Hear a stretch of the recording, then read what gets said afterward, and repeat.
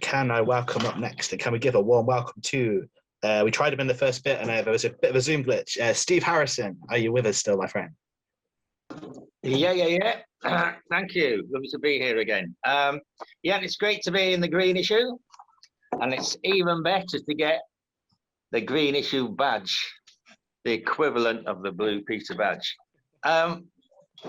First poem, page 77. It's called "It Seems Such a Small Box to Hold the Forest." It seems such a small box to hold the forest. I Stanley knife the box. The students ripped the cardboard, unravelled 100 whips as thin as pencils. And my spell of just choose one and don't choose the tree, let the tree choose you, did its magic with these woodland wands, later spiralled in a plastic rabbit guard against the chomping of the school grounds maintenance team. The trees wiggled into cracks made by waggled spades. Spades with scuffed shoes fell from a wheelbarrow spied by distracted eyes across the playing field through a classroom window. Some were lost to off-target footballs, clumsy feet, routes that didn't take. But the bold, wonky ones grew tall and strong, and later their siblings could squat in the safety of their shade. On the day the students left, a forest appeared by the motorway fence, interrupting my lesson on Macbeth. There was no need to assess their heights, their ability to grow.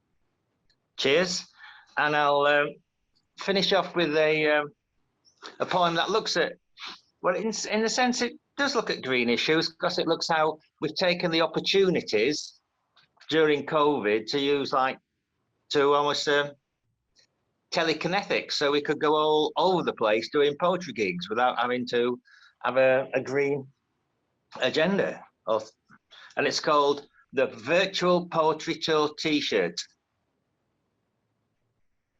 My Virtual Poetry Tour T-shirt would be impressive. Batley, York, New York, Coventry, Walsall, in a crazy Mad March month, faster than Phil Collins playing both Live Aid gigs via transatlantic Concorde. Batley was great and sounded like home. And Bilal, in an accent just like mine, explained, big welcome to Batley, Steve, but don't be confused by the running order, because we've got 5 Mohammeds and 2 Bilals. And please, no poems about cake, because we're all fasting. So locked down again in my front room with an audience of a sofa and a sideboard, hidden from the deceit, like the family photographs rearranged for a politician's TV zoomed interview. And my phone camera is blue tacked about here at eye level, so hopefully I won't be getting up anybody's nose. And poets have learned so much. They've floated words onto sound clouds, they've made Facebook films, they've climbed learning curves so steep they probably wake up with virtual vertigo in the morning. But there's still a few shady poets who look like witnesses in a protection scheme. But I bus pass and my rail card have been quarantined to my wallet.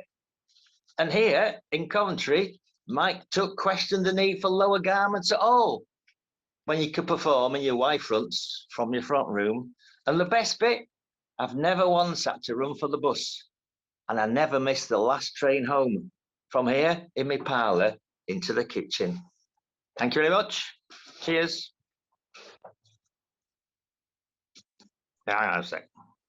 Brilliant, Steve. Thanks very much. And your sound was perfect there, by the way. The distortion completely went. So that was great timing. Thanks for both of those. I like the poem to celebrate the poetry gigs. They're very appropriate. And as you know, we love your poem in the magazine. That's why we chose it. Teaching and trees. 2 things that I love. So yeah, nice. What was I about to say? I've forgotten now. Oh yeah, Steve was focusing on the positives there. There is one positive side to the pandemic, the fact that we can all travel to various places and attend events like this. So yay. Look on the bright side for today, why not? I'm going to whack up next our final poet of this section, Hilaire.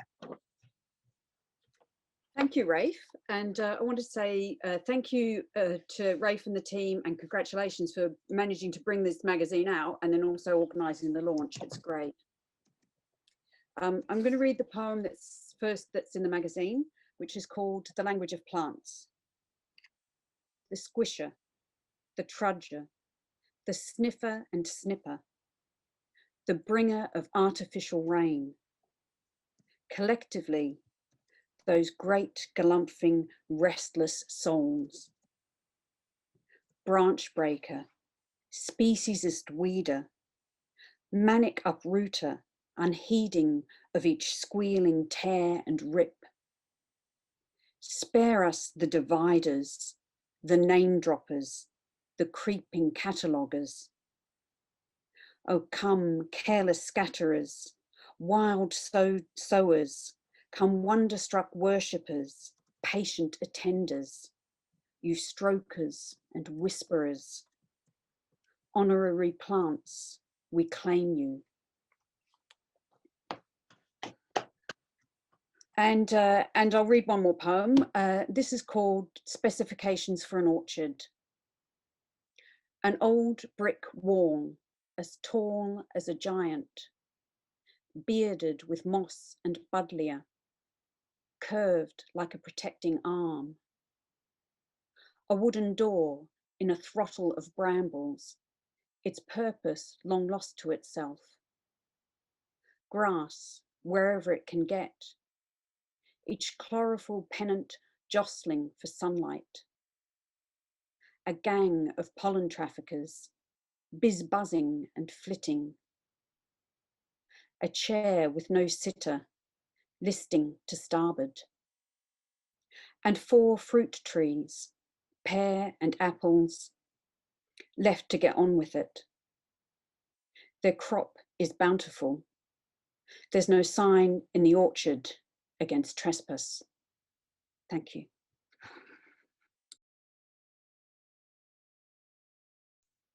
Thanks so much for sharing both of those. I like how they both they have a plant perspective in a way. That the orchard one from the perspective of the trees, but I really love the language of plants. Obviously, we do. That's why we picked it for the magazine.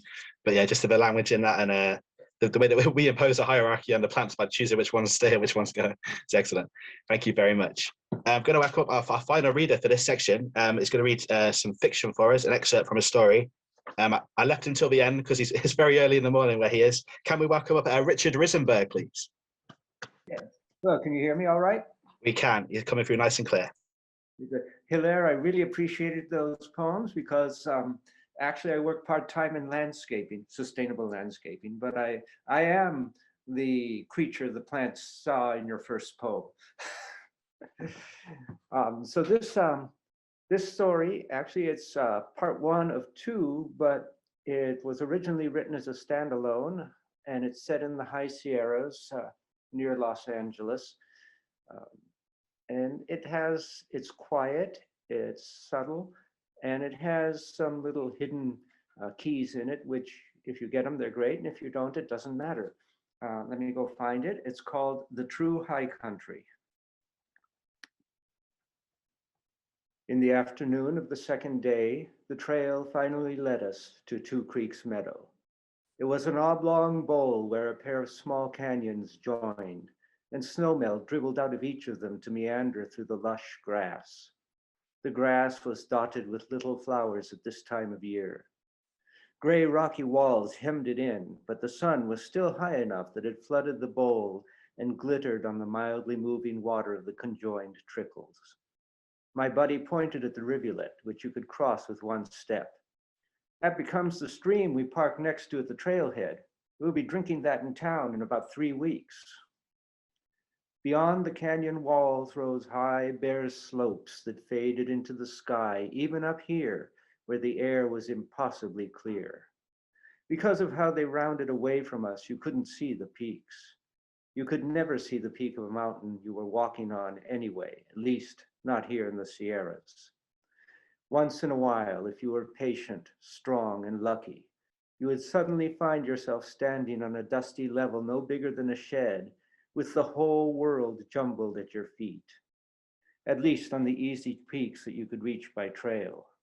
I'd been on a couple before, looking down past jagged gray rock to the tree line far below, and well beyond that to the flat desert with a road and a railroad track barely visible through the haze. Two Creeks Meadow was as far as we were going on this trip. Conquest wasn't on the agenda. We found a flat place that had already been trampled by earlier visitors and pitched our tents. The sun would sink behind one of the surrounding ridges soon, but for now, everything was bright. There was even a pair of butterflies wobbling around each other over a mound of flowers by the creek. You're right, I told my buddy. It was worth 2 days of walking to get up here. He sighed wearily. Yeah, it's just too bad that everything good is so far off.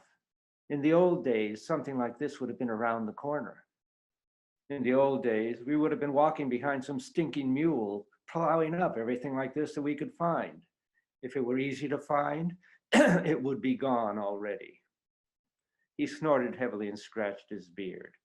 Sad truth, that. Let's eat. We started a fire and nestled the aluminum frying pan over it on some stones. We'd hauled along a can of SpaghettiOs and a can of baked beans for a ceremonial dinner. Together we intoned the formula. I've got a right to eat this kind of stuff if I'm willing to carry it. We divided it into 2 plates and wolfed it down. A slug of whiskey and tin shot glasses was our dessert. The shadow of the ridge crept over us while we ate and drank. The sky was still blue overhead, but the breeze had vanished, and it was actually a little warmer than when we had arrived.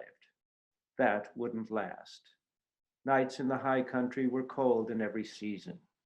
You had to accept it. As we slouched cross-legged on the ground after rinsing the pan and plates, the sound of the creek became louder. Funny about that, I said. We just weren't listening before, my buddy answered.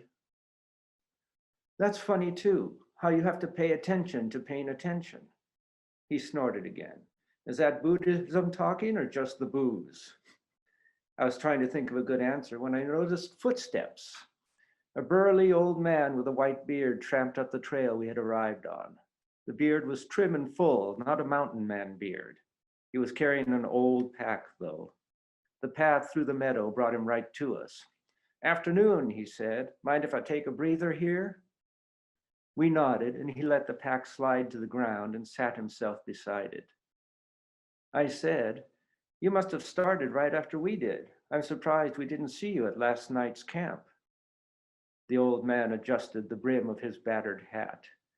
Started this morning about 4. This morning, my buddy said. That's a hell of a hike. We took 2 days. That's the better way, the old man said, if you've got the time. You must be beat. Not too bad. I've done this a lot. Well, you're here. Welcome to 2 Creeks. My buddy lifted his own hat with a flourish. I'm here, the old man said, but I'm not there. Not where? Condor Flat. He nodded, barely moving the hat brim. That's where I'm headed. Condor Flat was the last camping spot before the climber's route to the peak. I hadn't been there for years and hadn't been impressed at the time. Folks who knew it said it had nothing to recommend it but a dribble of ice melt you could drink. It was just rock, nothing green there, just rock and sky. My buddy raised an eyebrow. Pardon my saying so, but there's no way you'll get there before dark. I know it, the old man said. I've found it enough times in the light that I can find it in the darkness. There's a moon tonight anyways. I wouldn't do it, my buddy said. I hate setting up camp in the dark. I don't mind it anymore, the old man said. His eyes looked past us from under the hat brim. I don't have much time, and I love the true high country, up there where there's nothing but you and the universe. Stay with us tonight. You won't have to fuss with a tent when you can't see. I don't have a tent, he said. He got up, touched his hat brim, and shouldered the pack again. He left us as the last sun vanished from the rocks.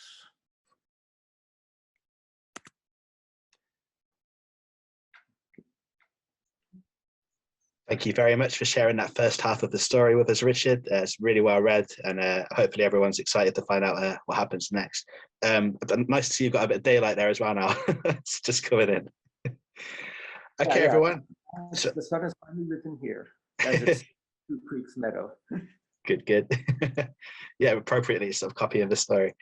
That's sort of the end of the launch section. But definitely would encourage you to check out the magazine if you've not already got it. Obviously, I'm very biased, but I think it's a top quality product and worth reading, in all honesty. People got really creative when it came to interpreting the theme of green, as you've already heard. Naturally, we published some cool stuff about global warming, gardens, envy, recreational drug use. But ask yourself, if you can live without knowing, how can bananas cause a breakup?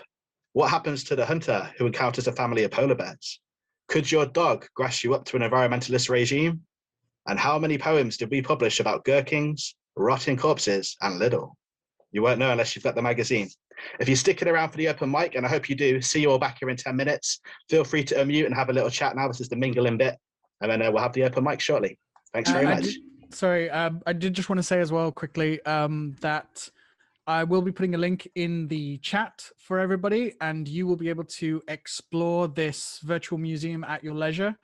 So there will be a link in the chat that you can go to in order to have a walk around this exhibit, look at these pictures again, these wonderful bits of art that we've got from people, and just the virtual space that we've all created for you all to explore. So, Very cool. Yeah, I'll be posting that link now. Cheers, man. I'll send that out to the artist who couldn't make it as well. Brilliant.